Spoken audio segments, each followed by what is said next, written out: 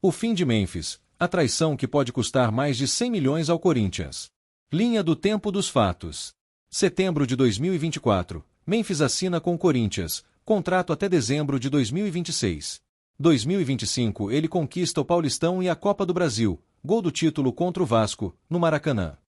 Dezembro de 2025, após a final, desabafa publicamente contra setores da diretoria que o colocariam contra a torcida. 2026, conquista a Supercopa do Rei. Renovação por mais 2 anos, até julho de 2028, é negociada e, segundo o próprio jogador, aprovada pelo presidente e pelos departamentos esportivo, jurídico e financeiro.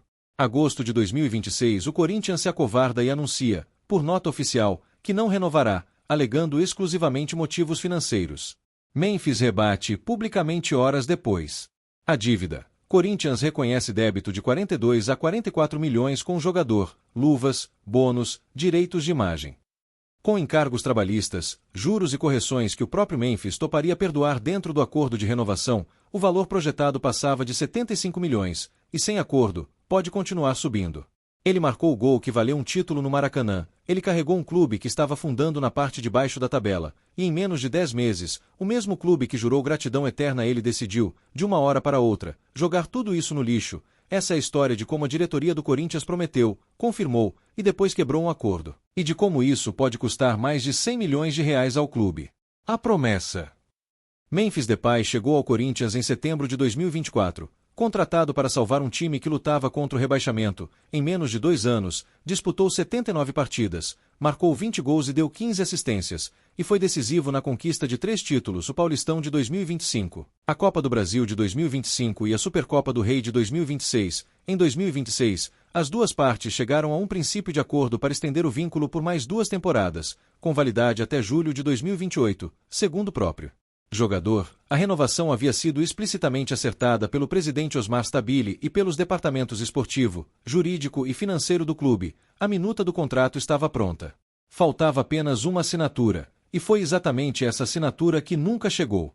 Em agosto de 2026, o Corinthians publicou uma nota oficial informando que não renovaria o contrato, alegando única e exclusivamente motivos financeiros e a necessidade de equilíbrio orçamentário, mas a versão que circulou nos bastidores é bem diferente da nota polida divulgada à imprensa. Relatos indicam que o acordo já estava encaminhado havia dias, com o staff do jogador aguardando o envio das minutas desde o fim de semana anterior, quando aliados políticos do presidente pressionaram para que a renovação fosse abortada. Chegou a circular, inclusive, a alegação de que Memphis teria um problema no joelho, informação que teria sido descartada após reavaliação médica, mas que serviu, na leitura do entorno do jogador, como pretexto para travar o negócio. O próprio técnico Fernando Diniz, dias antes, havia declarado publicamente estar otimista com a permanência do camisa 10. Depay também chegou a enviar mensagens diretamente ao presidente cobrando uma posição, e, segundo apurado, não obteve resposta. Uma diretoria que aprova, celebra e depois some, que deixa um pedido de esclarecimento sem resposta e, na sequência, publica uma nota de agradecimento como se isso apagasse o que aconteceu nos bastidores. A fala de Memphis no Maracanã. Autor do gol do título contra o Vasco, Memphis não escondeu o recado que queria dar ainda no gramado do Maracanã.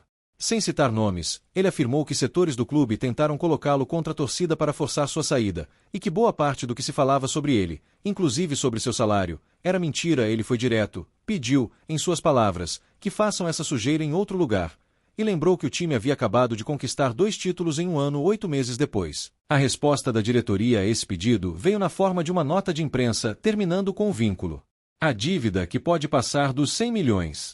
Além de romper o acordo de renovação, o Corinthians ainda tem uma dívida reconhecida com o próprio Memphis, cerca de 42 a 44 milhões em luvas, bônus por metas e direitos de imagem. Como parte da renovação que não saiu do papel, Memphis havia topado abrir mão de encargos trabalhistas, juros e correções sobre esse valor, o que, somado, projetava o débito para cerca de 75 milhões, a ser quitado em 4 parcelas semestrais entre 2027 e 2028. Sem acordo, essa concessão desaparece. Isso significa que a dívida volta a ser corrigida por juros, multas e encargos trabalhistas, um cálculo que, segundo pessoas próximas à negociação, pode facilmente ultrapassar os 100 milhões de reais caso o caso vá parar na Justiça do Trabalho ou na FIFA, ou seja, tentando economizar.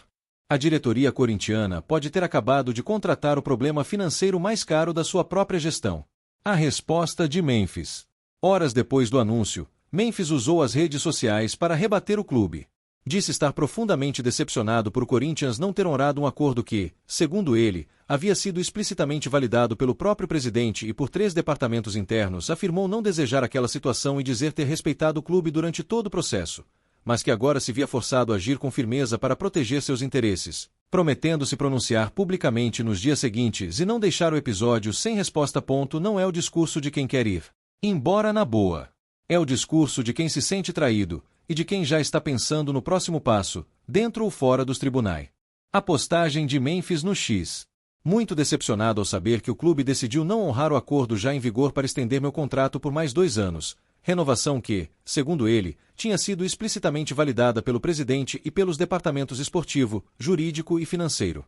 Diz não ter desejado essa situação e ter respeitado o clube durante todo o processo, mas afirma que agora precisa agir com firmeza para proteger seus interesses. Promete se manifestar publicamente nos próximos dias e garante que o episódio não vai ficar sem resposta. Na publicação, marcou diretamente o presidente Osmar Stabile. Repara numa coisa, ele não citou o clube. Ele marcou uma pessoa, isso muda completamente o tom da história, deixou de ser um comunicado genérico e virou uma acusação pessoal, pública, endereçada. A fala do Neto. A incompetência do Osmar Stabile, a incompetência do Marcelo Paz, da diretoria do Corinthians, em não ter resolvido o que o Memphis tinha que fazer antes da Copa, ela é nítida agora. Neto, em transmissão na rádio Craque Neto, interessante isso, nem quem não gosta do jeito de Memphis conseguiu blindar a diretoria, o consenso, dentro e fora da Fiel, é o mesmo, a gestão do caso foi um desastre. O sentimento da torcida.